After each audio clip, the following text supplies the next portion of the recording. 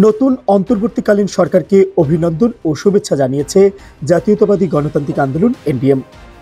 শনিবার সকালে রাজধানীর শিশু কল্যাণ পরিষদ অডিটোরিয়ামে এক যৌথ সভায় এ অভিনন্দন জানান দলটির চেয়ারম্যান ববি হাজ্জাজ।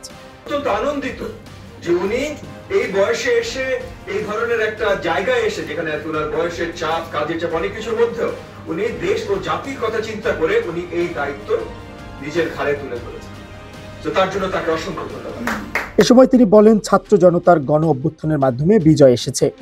দেশের আইন শৃঙ্খলা পরিস্থিতি স্বাভাবিক করতে সবাইকে এগিয়ে আসতে হবে এবং দেশে গণতান্ত্রিক অবস্থা ফিরিয়ে আনতে সরকারের প্রতি আহ্বান জানান তিনি। এখনো আইন শৃঙ্খলা নিয়ন্ত্রণে আমরা আনতে পারি, এটা যত শীঘ্রই সম্ভব এটার সলিউশন আনতে হবে।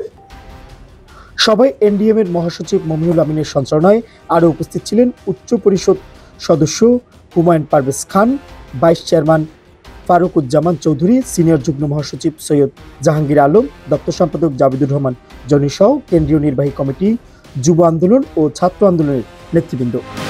Mohammad Shafiqul Islam, Asian television.